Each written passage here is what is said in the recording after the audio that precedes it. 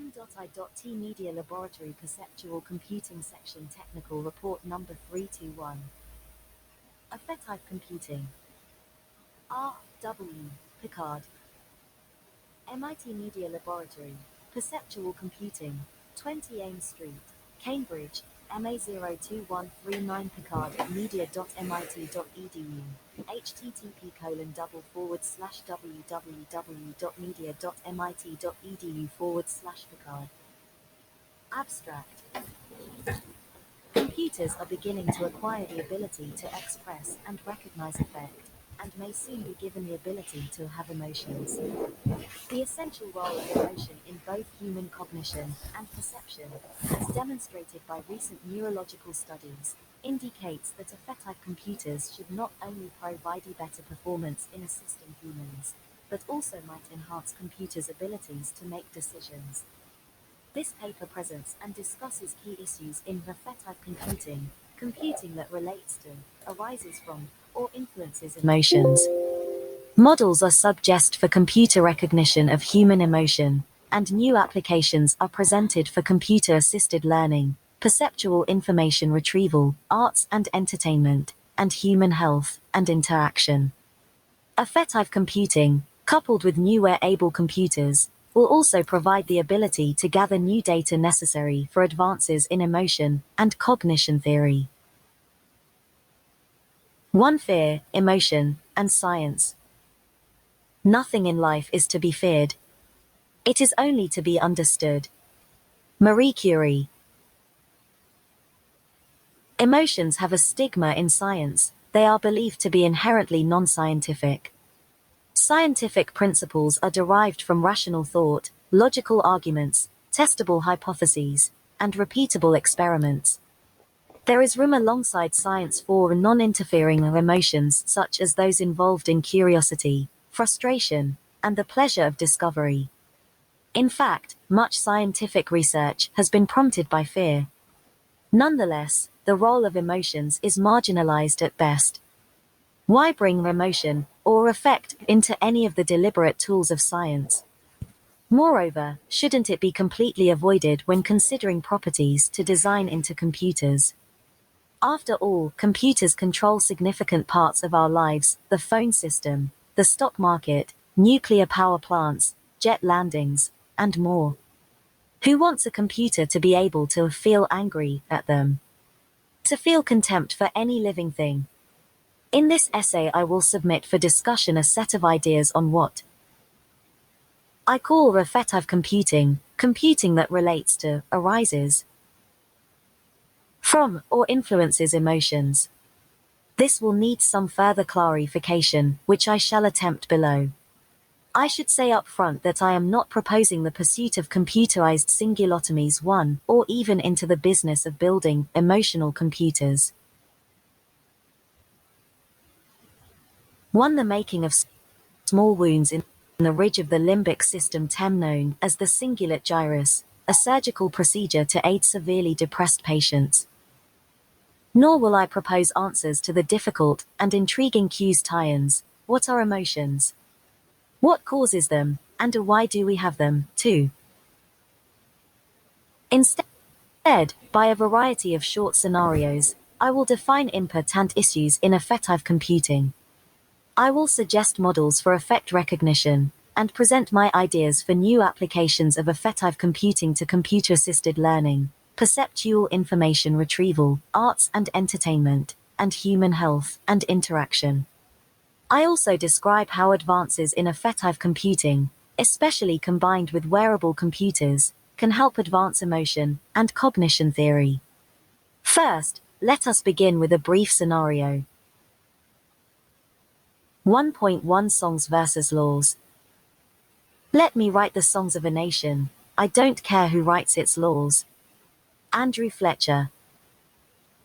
Imagine that your colleague keeps you waiting for a highly important engagement to which you thought you were both committed. You wait with reason, and with increasing puzzlement by his unusual tardiness. You think of promises this delay is causing you to break, except for the promise you made to wait for him.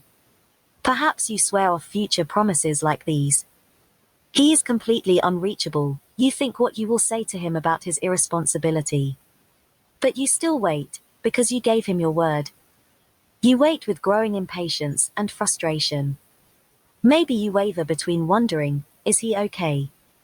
And feeling so irritated that you think, I'll kill him when he gets here. When he finally shows, after you have nearly given up your last promise, how do you respond? Whether you are ready to greet him with rage or relief, does not his expression throw your switch? Your response swings if he arrives appearing inconsiderately carefree, or with woeful countenance. This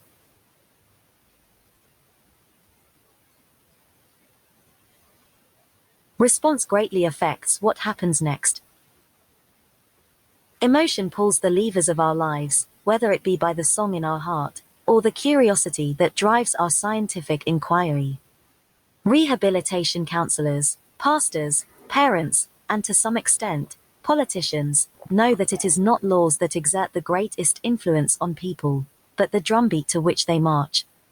For example, the death penalty has not lowered the murder rate in the states where it has been instituted as law.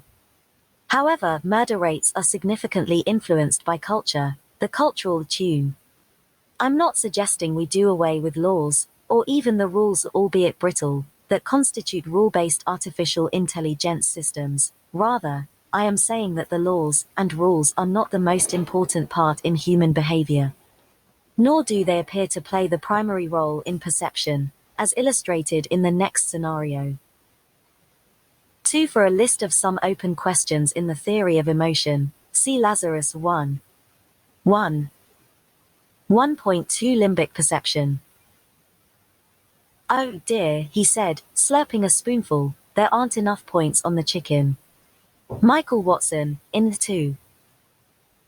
Synesthetes may feel shapes on their palms as they taste, or see colors as they hear music. Synesthetic experiences behave as if the senses are cross-wired, as if there are not walls between what is seen, felt, touched, smelled, and tasted. However, the neurological explanation for this perceptual phenomenon is not merely crossed wires. The neurologist Cytarek has studied the neurophysiological aspects of synesthetic experience too. The cortex, usually regarded as the home of sensory perception, is expected to show increased activity during synesthetic experiences, where participants experience external and involuntary sensations somewhat like a cross-wiring of the senses. For example, certain smells may elicit seeing strong colors. One would expect that during this heightened sensory experience, there would be an increase in cortical activity. However, during synesthesia, there is actually a collapse of cortical metabolism. 3.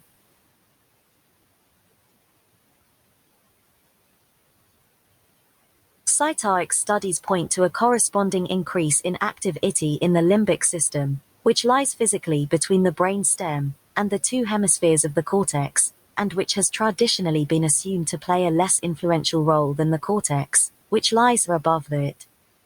The limbic system is the seat of memory, attention, and emotion. The studies during episodes of synesthesia indicate that the limbic system plays a central role in sensory perception. Izard, in an excellent treatise on emotion theory 3, also describes emotion as a motivating and guiding force in perception and attention. Leidelmeijer 4 goes a step further in relating emotions and perception. Once the emotion process is initiated, deliberate cognitive processing and physiological activity may influence the emotional experience, but the generation of emotion itself is hypothesized to be a perceptual process. In fact, there is a reciprocal relationship between the cortex and limbic system. They function in a closely intertwined manner. However, the discovery of the limbic role in perception, and of substantially more connections from the limbic system to the cortex, suggests that the limbic influence may be the greater.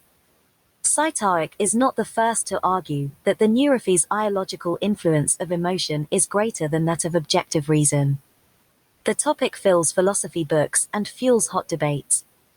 Often the limbic role is subtle enough to be consciously ignored. We say, sorry, I guess I wasn't thinking, but not to sorry, I wasn't feeling. Notwithstanding, the limbic system is a crucial player in our mental activity. If the limbic system is not directing the show, then it is at least a rebellious actor that has won the hearts of the audience. 1.3 Thinking, Feeling Axis. The limbic role is sometimes considered to be antithetical to thinking. The popular Myers-Briggs type indicator has a thinking versus feeling as two endpoints of one of its axes for qualifying personality. People are quick to polarize thoughts and feelings as if they were opposites. But, neurologically, the brain draws no hard line between thinking and feeling. 3. Measured by the Oberst-Ketty-Xenon technique. Authorities in neuroanatomy have confirmed that the hippocampus is a point where everything converges.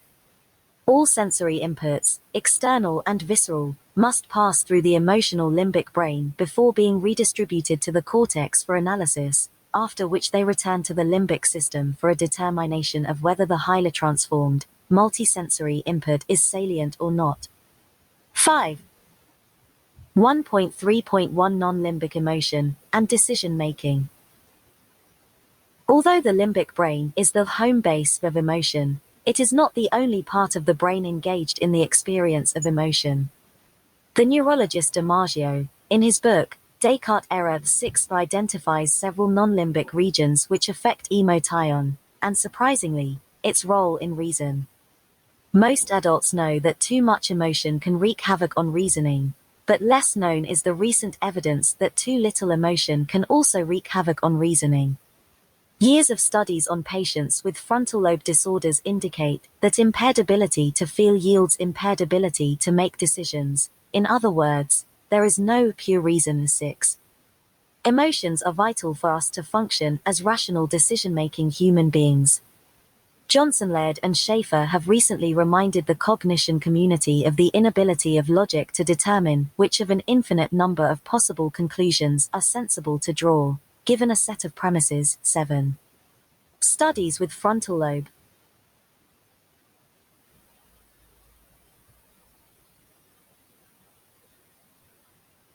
Patients indicate that they spend inordinate amounts of time trying to make decisions that those without frontal lobe damage can make quite easily. 6. DiMaggio's theory is that emotion plays a biasing role in decision-making. One might say emotion wards off an infinite logical search. How do you decide how to proceed given scientific evidence?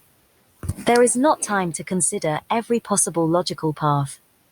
I must emphasize at this point that by no means should anyone conclude that logic or reason are irrelevant. They are as essential as the laws are described earlier. However, we must not marginalize the role of the songs. The neurological evidence indicates emotions are not a luxury, they are essential for rational human performance. Belief in a pure reason is a logical howler. In normal human cognition, thinking and feeling are mutual ally present. If one wishes to design a device that thinks in the sense of mimicking a human brain, then should it both think and feel? Let us consider the classic test of a thinking machine. 1.3.2 The Turing Test. The Turing test examines if, in a conversation between a human and a computer, the human cannot tell if the computer's replies are being generated by a human, say, behind a curtain, or by the machine. The Turing test is considered a test of whether or not a machine can think, in the truest sense of duplicating mental activity, both cortical and limbic. One might converse with the computer about a song or a poem, or describe to it the most tragic of accidents.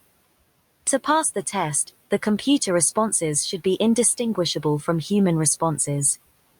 Although the Turing test is designed to take place communicating only via text, so that sensory expression, example, voice intonation, and facial expression, does not play a role, emotions can still be perceived in text, and can still be elicited by its content and form rate. Clearly, a machine will not pass the Turing test unless it is also capable of perceiving and expressing emotions. Nass et al. Have recently conducted a number of classical tests of human social interaction, substituting computers into two a role usually occupied by humans. Hence, a test that would ordinarily study a human-human interaction is used to study a human-computer interaction. In these experiments, they have repeatedly found that the results of the human-human studies still hold. Their conclusion is that individuals' interactions with computers are inherently natural and social. 9. Since emotion communication is natural between people, we should interact more naturally with computers that recognize and express affect. Negroponte reminds us that even a puppy can tell when you are angry with it. 10. Computers should have at least this much affect recognition. Let's consider a scenario. You are going for some private piano lessons from a computer. 1 point for the effective piano teacher.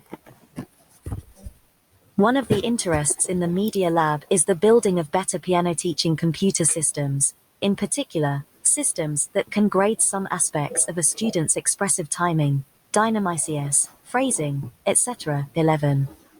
This goal contains many challenges, one of the hardest which involves expression recognition, distilling the essential pitches of the music from its expression. Recognizing and interpreting affect in musical expression is very important, and I'll return to it again below. But first, there is an even more important component. This component is present in all teaching and learning interactions. Imagine you are seated with your computer piano teacher, and suppose that it not only reads your gestural input, your timing and phrasing, but that it can also read your emotional state. In other words, it not only interprets your musical expression, but also your facial expression, and perhaps other physical changes corresponding to your feelings. Imagine it has the ability to distinguish even the three emotions we were all born with. Interest, pleasure, and distress. 12.4 Given affect recognition, the computer teacher might find you are doing well with the music, and you are pleased with your progress. Am I holding your interest? It would consider. In the affirmative, it might nudge you with more challenging exercises. If it detects your frustration and many errors, it might slow things down and give you encouraging suggestions. Detecting user distress, without the user making mechanical playing errors, might signify a moving requiem, a stuck piano key, or the need to prompt for more information. Whether the subject matter involves deliberate emotional expression such as music, or a non-emotional topic such as science, the teaching system still tries to maximize pleasure and interest, while minimizing distress. The best human teachers know that frustration usually precedes quitting, and know how to skillfully redirect the pupil at such times. With observer tie-ins of your emotions, the computer teacher could respond to you more like the best human teachers, giving you one-on-one personalized guidance as you explore. 1.4.1 Quintessential emotional experience. Fascinating. Spock, Star Trek. Dr. Barry Court, a mentor of children exploring and constructing scientific worlds on the Muse 5, and a volunteer for nearly a decade in the Discovery Room of the Boston Museum of Science, says that learning is the quintessential emotional. For this view of the 12 that is not unchallenged, facial expression in the womb, as well as on newborns, has yet to receive an explanation with which all scientists agree. 5. Your Gopher or web browser at siberian.munet.org, or email oc@munet.org for information how to connect. Experience 13. A learning episode might begin with curiosity and fascination. As the learning task increases in difficulty, one may experience confusion, frustration, or anxiety. Learning may be abandoned because of these negative feelings. If the learner manages to avoid or proceed beyond these emotions, then progress may be rewarded with an aha and accompanying neuropeptide rush. Court says his goal is to maximize intrigue, the fascinating stage, and to minimize anxiety. The good teacher detects these important cues and responds appropriately. For example, the teacher might leave subtle hints or clues for the student to discover, thereby preserving the learner's sense of self-propelled learning. Enthusiasm is contagious in learning. The teacher who expresses excitement about the subject matter can often stir up similar feelings in the student. Thus, in the above piano teaching scenario, in addition to the emotional expression in the music and the emotional state of the student, there is also the effect expressed by the teacher. Computer teaching and learning systems abound, with interface agents perhaps providing the most active research area for computer learning. Interface agents are expected to be able to learn our preferences, much like a trusted assistant. However, in the short term, like the dog walking the person, and the new boots breaking in your feet, learning will be two-way. We will find ourselves doing as much adapting to the agents as they do to us. During this mutual learning process, wouldn't it be preferable if the agent paid attention to whether we were getting frustrated with it? For example, the agent might notice our response to too much information as a function of valence, pleasure or displeasure with the content. Too many news stories tailored to our interests might be annoying, but some days, there can't be too many humor stories. Our tolerance may be described as a function not only of the day of week or time of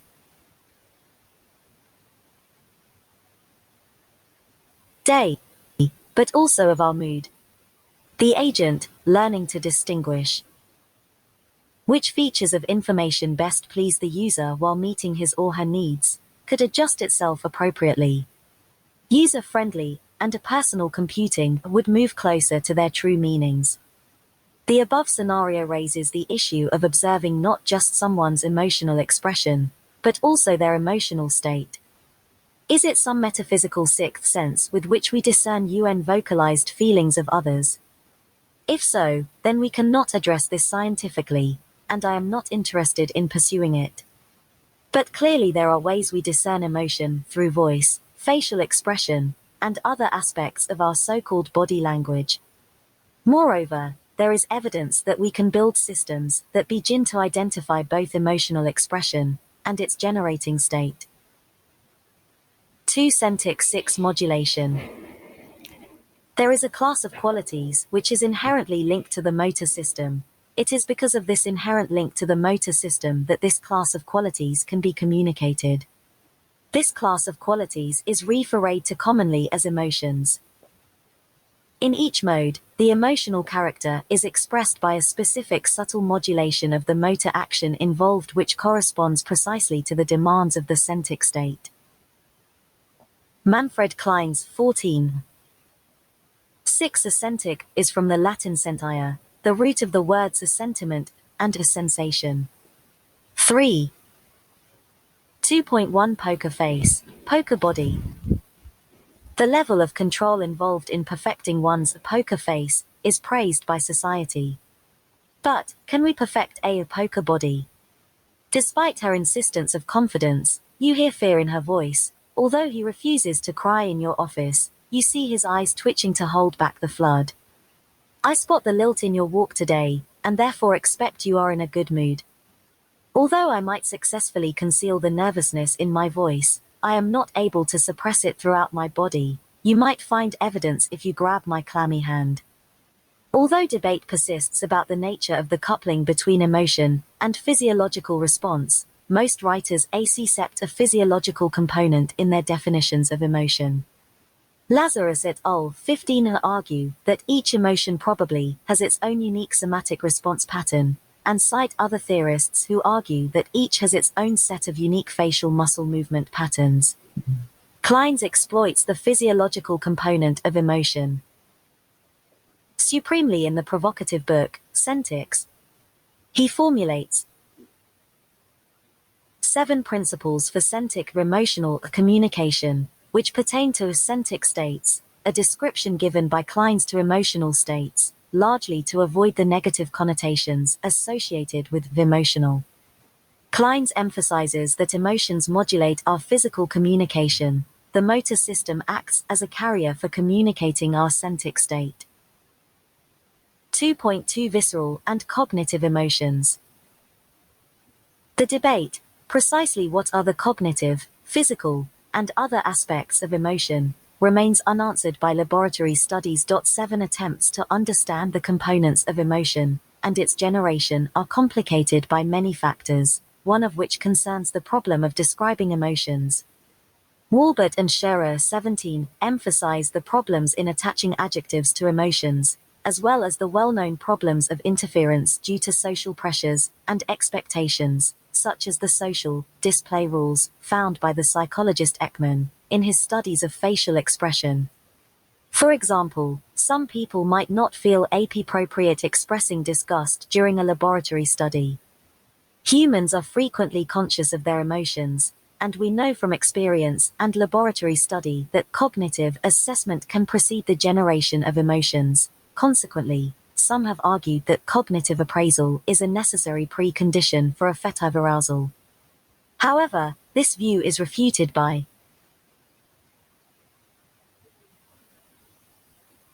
the large amount of empirical evidence that affect can also be aroused without cognitive appraisal. 18.3. A helpful distinction for sorting the non-cognitively generated and cognitively generated emotions is made by DiMaggio, 6, who distinguishes between primary and secondary emotions. Note that DiMaggio's use of a primary is more specific than the usage of a primary emotions in the emotion literature. DiMaggio's idea is that there are certain features of stimuli in the world that we respond to emotionally first, and which activate a corresponding set of feelings and cognitive state secondarily. Such emotions are a primary and reside in the limbic system. He defines the secondary emotions as those that arise later in an individual's development when systematic connections are identified between primary emotions and categories of objects and situations. For secondary emotions, the 7. It is beyond the scope of this essay to overview the extensive literature. I will refer the reader instead to the carefully assembled collections of Plutchik and Kellerman 16. The quotes I use, largely from these collections, are referenced to encourage the reader to revisit them in their original context. Limbic structures are not sufficient. Prefrontal and somatosensory cortices are also involved. The body usually responds to emotion, although James's 1890 view of this response being the emotion is not accepted today. 3. Studies to associate bodily response with emotional state are complicated by a number of factors. For example, claims that people can experience emotions cognitively, such as love, without a corresponding physiological autonomic nervous system response, such as increased heart rate, are complicated by issues such as the intensity of the emotion, the type of love, how the state was supposedly induced watching a film, imagining a situation, and how the person was or was not encouraged to express the emotion. Similar complications arise when trying to identify physiological responses which co-occur with emotional states. For example, heart rate also increases when exercising. Leidelmeier overviews several conflicting studies in 4. Reminding us that a specific situation is not equally emotional. For all people, and an individual will not be equally emotional in all situations. 2.2.1 No one can read your mind. The issue for affective computing comes down to the following. We cannot currently expect to measure cognitive influences. These depend on self-reports, which are likely to be highly variable, and no one can read your mind yet. However, we can measure physiological responses of facial expression, and more, below which often arise during expression of emotion. We should at least be able to measure physiologically those emotions which are already manifest to others. How consistent will these measurements be when it comes to identifying the corresponding centric state? Leidelmeier 4 discusses the evidence both for and against universal autonomic patterning. One of the outstanding problems is that sometimes different individuals exhibit different physiological responses to the same emotional state. However, this argument fails in the same way as the argument for speaker-independent speech recognition systems, where one tries to decouple the semantics of what is said from its physical expression. Although it would be a terrific accomplishment to solve this universal recognition problem, it is unnecessary, as Negroponte pointed out years ago. If the problem can be solved in a speaker-dependent way, so that your computer can understand you, then your computer can translate to the rest of the world. The experiments in identifying underlying semantic state from observations of physical expression only need to demonstrate consistent patterning for an individual in a given perceivable context. The individual's personal computer can acquire ambient perceptual and contextual information, for example, see if you're climbing stairs, detect if the room temperature changed, etc. To identify autonomic emotional responses conditioned on perceivable non-emotional factors. Perceivable context should include not only physical media, but also cognitive media, for example, the information that this person has a lot invested in the stock market, and may therefore feel unusually anxious as its index drops. The priorities of your agent could shift with your affective state. 2.2.2 Emotional experience, expression, and state. The experience arises out of a gestalt-like concatenation of two major components, visceral arousal and cognitive evaluation. What we observe are symptoms of that inferred emotional state, symptoms that range from language to action, from visceral symptoms to facial ones, from tender words to violent actions. From these symptoms, together with an understanding of the prior state of the world, and the individual's cognitions, we infer a private emotional state. George Mandler, 19. Let me briefly clarify some terminology, especially to distinguish emotional experience, expression, and state. I use semantic state, emotional state, and affective state interchangeably. These refer to your dynamic state when you experience an emotion. All you consciously perceive in such a state is referred to as your emotional experience. Some authors equate this experience with emotional feelings. Your emotional state cannot be directly observed by another person. What you reveal, either voluntarily or not, is your emotional expression, or symptoms, in Mandler's quote. This expression through the motor system, or semantic modulation, helps others guess your emotional state. When subjects are told to experience a particular emotional state, or when such a state is encouraged or induced perhaps by listening to a story or watching a film, then they may or may not express their emotional state. If asked explicitly to express it, then autonomic responses are usually enhanced. Deliberate expression makes it easier to infer the underlying emotional state. 2.2.3 Get that look off your face. Facial expressions are one of the two most widely acknowledged forms of semantic modulation. Dutch and de Boulogne, in his 1862 thesis republished in 20, identified completely independent expressive face muscles, such as the muscle of attention, muscle of lust, muscle of disdain or doubt, and muscle of joy. Most present-day attempts to recognize facial expression are based on the subsequent facial action coding system of psychologist Paul Ekman, 21, which provides mappings between measurable muscles and an emotion space. Emotion-modeled faces can be used to give computers graphical faces which mimic these precise expressions identified by Ekman, 22, making the computer faces seem more human.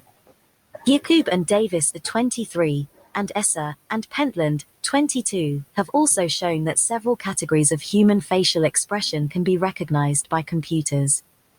The encoding of facial expression parameters, 22, 24, may also provide a simultaneously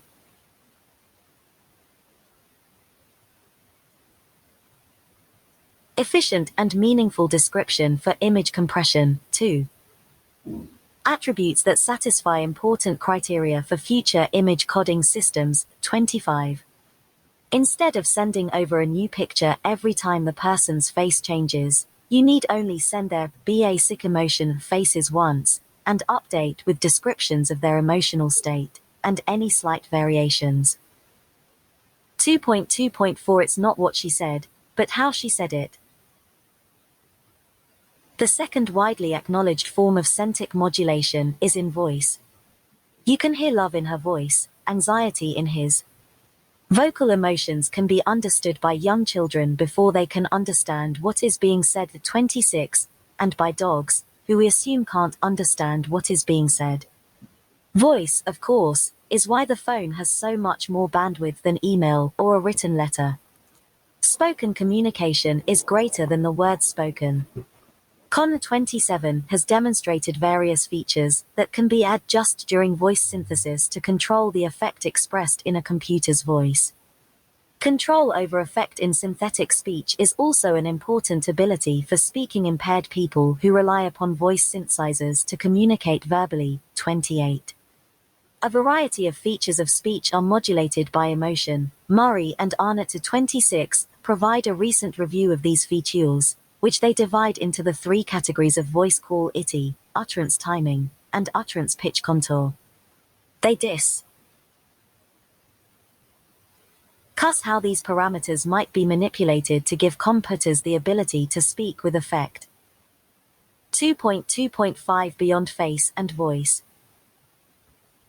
Other forms of centric modulation have been explored by Kleins in 14. One of his principles, that of a centric equivalence, allows one to select an arbitrary motor output of sufficient degrees of freedom for the measurement of eccentric form, a precise spatiotemporal dynamic form produced and sensed by the nervous system, which carries the emotional message. The form has a clear beginning and end that can be expressed by various motor outputs, a smile, tone of voice, etc. The motor output explored most carefully by Kleins is the transient pressure of a finger during voluntary centric expression. This finger pressure response has been measured for thousands of people, and found to be not only repeatable, but to reveal distinct traces of eccentric form of four states such as no emotion, anger, hate, grief, love, joy, sex, and reverence. 14. Other forms of motor output such as chin pressure, for a patient who was paralyzed from the neck down, and foot pressure have yielded comparable eccentric forms. There are many physiological responses which vary with time, and which might potentially be combined to assist recognition of centric states. These include heart rate, diastolic and systolic blood pressure, pulse, pupillary dilation, respiration, skin conductance, and temperature. Some of these are revisited below with the Affective wearable computers. 2.2.6 Centric Hotline. Although we cannot observe directly what someone feels, or thinks, for that matter, and they may try to persuade us to believe they are feeling a certain way, we are not easily deceived. Beethoven, even after he became deaf, wrote in his conversation books that he could judge from the performer's facial expression whether or not the performer was interpreting his music in the right spirit. 29. Although we are not all experts at reading faces, and comedians and actors can be quite good at feigning emotions, it is claimed that the attentive observer is always able to recognize a false smile. 20. 8. This is consistent with the findings of Dutch and de Boulogne over a century ago. The muscle that produces this depression on the lower eyelid does not obey the will. It is only brought into play by a genuine feeling, by an agreeable emotion. Its inertia in smiling unmasks a false friend. 20. The neurology literature also indicates that emotions travel their own special path to the motor system. If the neurologist asks a patient who is paralyzed on one side to smile, then only one side of the patient's mouth raises. But when the neurologist cracks a funny joke, then a natural two-sided smile appears. 30. For facial expression, it is widely accepted in the neurological literature that the will and the emotions control separate paths. If the lesion is in the pyramidal system, the patients cannot smile deliberately, but will do so when they feel happy. Lesions in the non-pyramidal areas produce the reverse pattern. Patients can smile on request, but will not smile when they feel a positive emotion. Paul Ekman, in 20. 8. This view is debated, example, by one who claims that all phenomena that change with emotion also change for other reasons, but these claims are unproven. 5.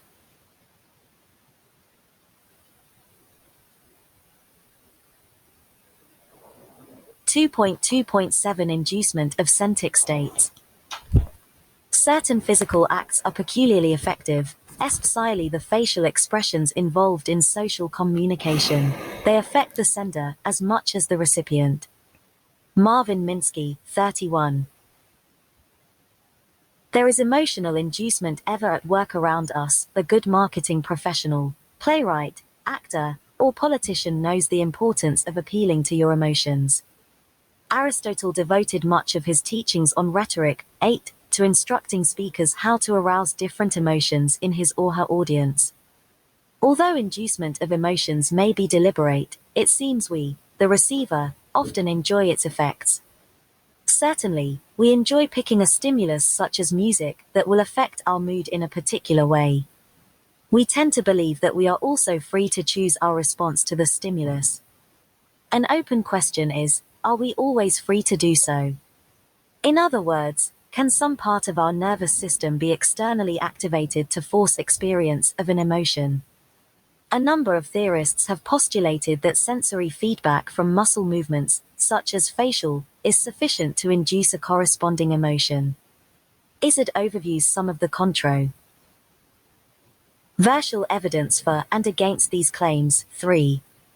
One of the interesting questions relates to involuntary movements, such as through eye saccades. 32. Can you view imagery that will cause your eyes to move in such a way that their movement induces a corresponding centric state? Although the answer is unknown, the answers to questions like this may hinge on only a slight willingness 9 to be open to inducement. This question may evoke disturbing thoughts of potentially harmful mind and mood control, or potentially beneficial, depending on how it is understood, and with what goals it is used.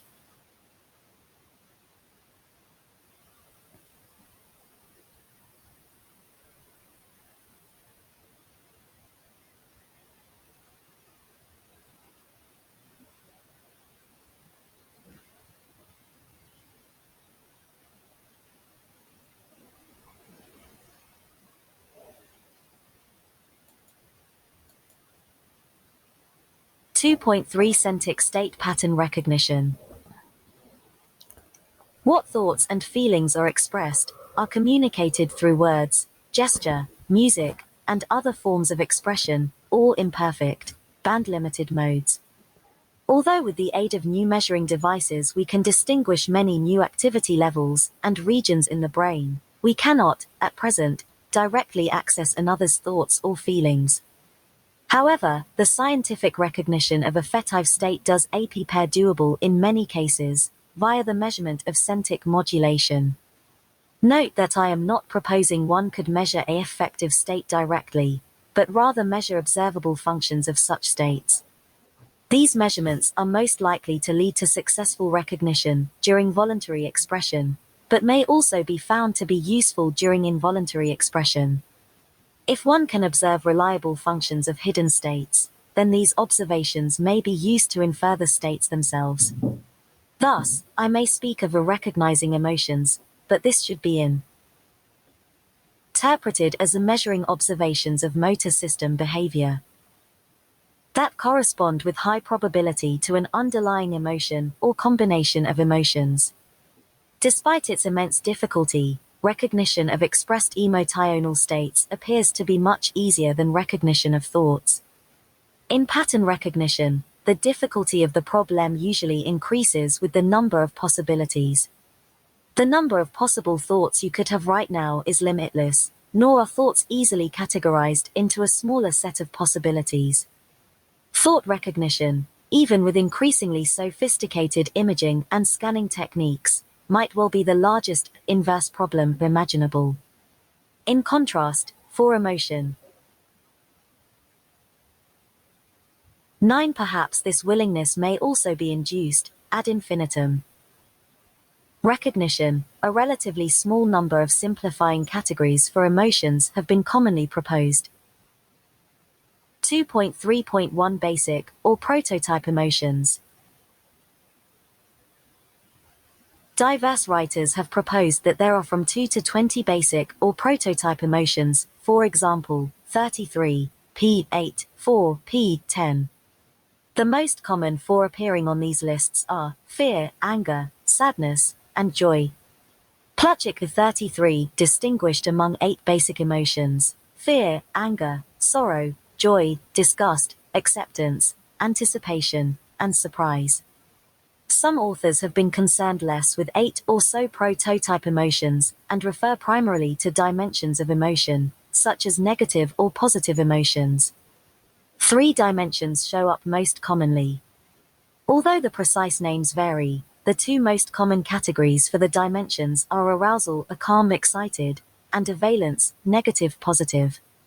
The third dimension tends to be called a control or retention and addressing the internal or external source of the emotion, e.g. contempt or surprise. Leidelmeijer 4 and Stein and Oatley 34 bring together evidence for and against the existence of basic emotions, especially universally.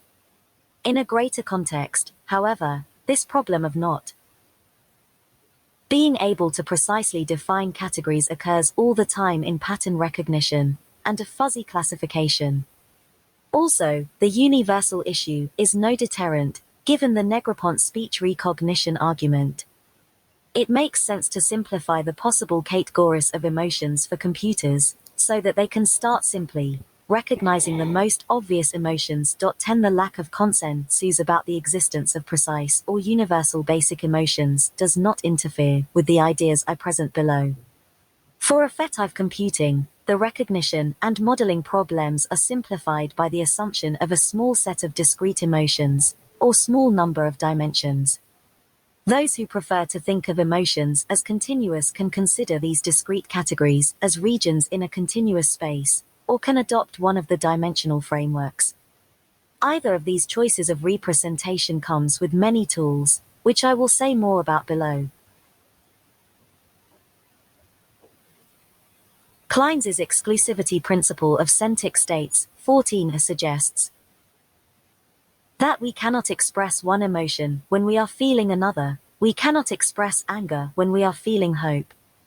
Kleins emphasized the purity of the basic centric states, and suggested that all other emotional states are derived from this small set of pure states. Example, melancholy is a mixture of love and sadness. Plutchik also maintained that one can account for any emotion by a mixture of the principal emotions, 33.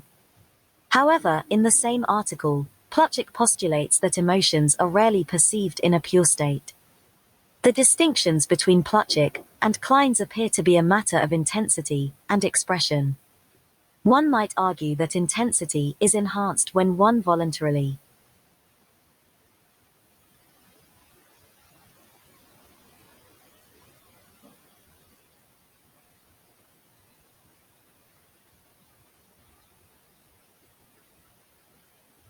It is fitting that babies appear to have a less complicated repertoire of emotions than cogitating adults. 6.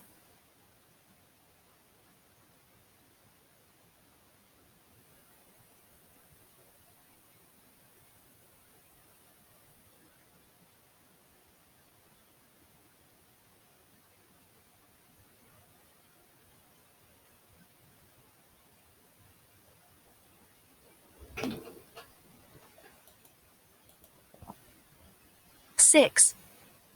Interest, joy, distress. PRJD, PRJI,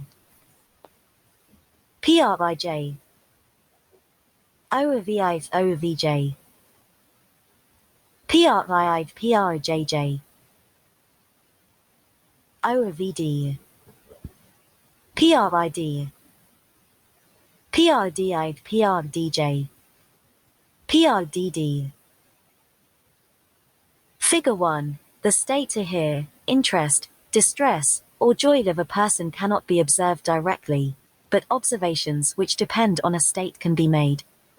The hidden Markov model shown here characterizes probabilities of transitions among three hidden states, I, D, J, as well as probabilities of observations, measurable acentic forms, such as features of voice inflection, V given a state. Given a series of observations over time, an algorithm such as Viterbi's 35 can be used to decide which sequence of states best explains the observations.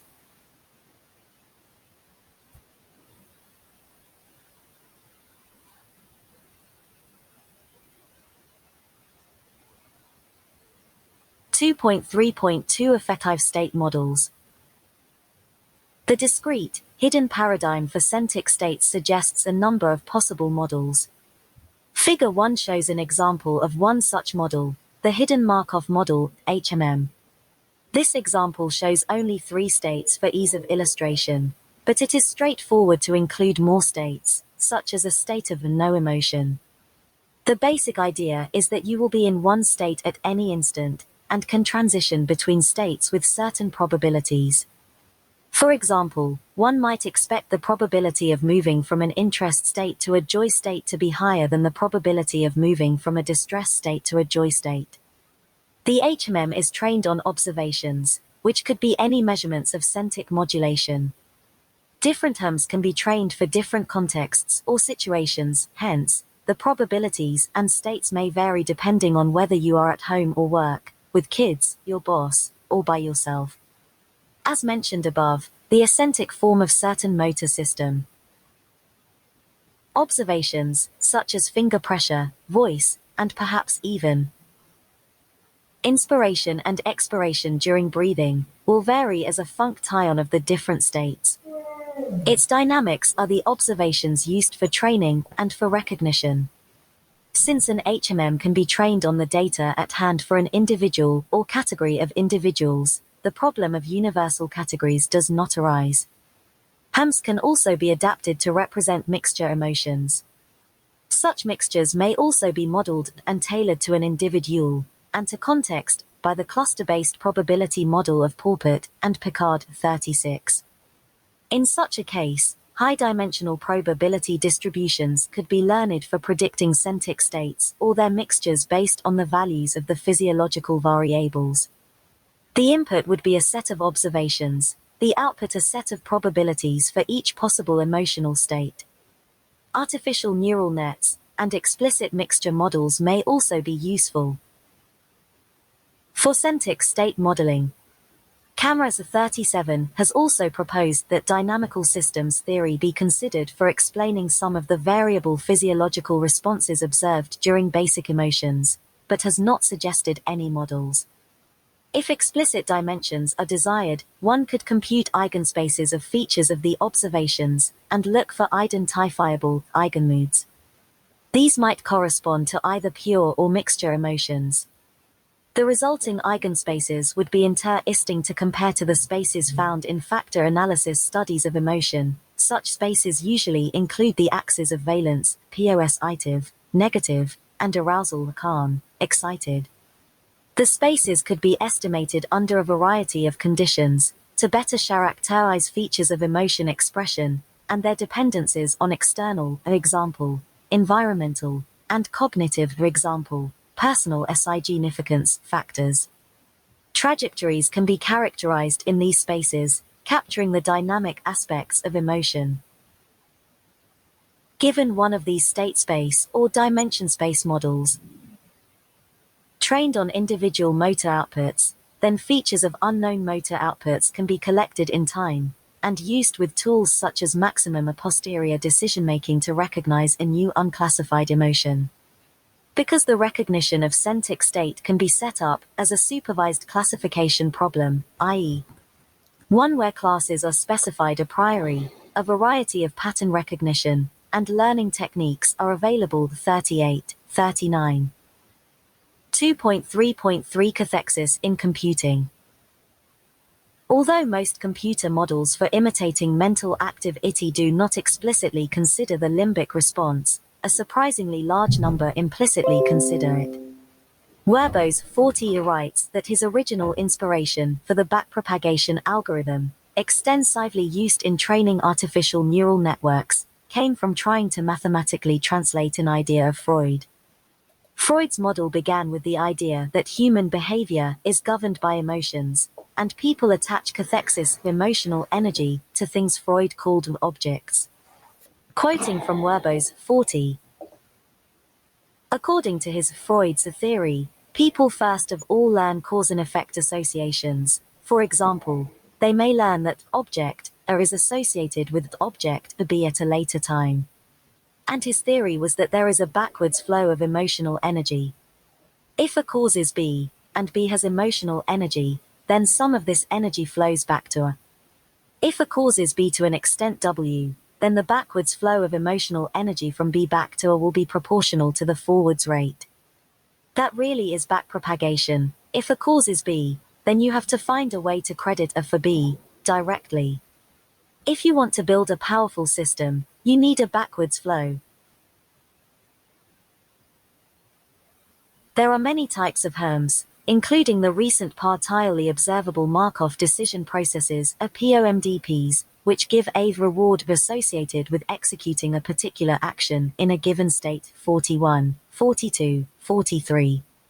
These models also permit observations at each state which are actions 44, and hence could incorporate not only autonomic measures, but also behavioral observations. There have also been computational models of emotion proposed that do not involve emotion recognition per se, but rather aim to mimic the mechanisms by which emotions might be produced, for use in artificial intelligence systems. See FIFA 45 for a nice overview. The artificial intelligence emphasis has been on modeling emotion in the computer, what causes the computer's emotional state to change, etc. Let's call these as synthesis models. In contrast, my emphasis is on equipping the computer to express and recognize affective state. Express 7. Scion is a mode-specific voice, face, etc. synthesis problem, but recognition is an analysis problem. Although models for synthesis might make good models for recognition, especially for inferring emotions which arise after cognitive evaluation, but which are not strongly expressed, nonetheless, they can often be unnecessarily complicated. Humans appear to combine both analysis and synthesis in recognizing affect. For example, the affective computer might hear the winning lottery number, know that it's your favorite number, and you played it this week, and predict that when you walk in, you will be elated. If you walk in looking distraught or perhaps because you can't find your ticket, the emotion synthesis model would have to be corrected by the analysis model.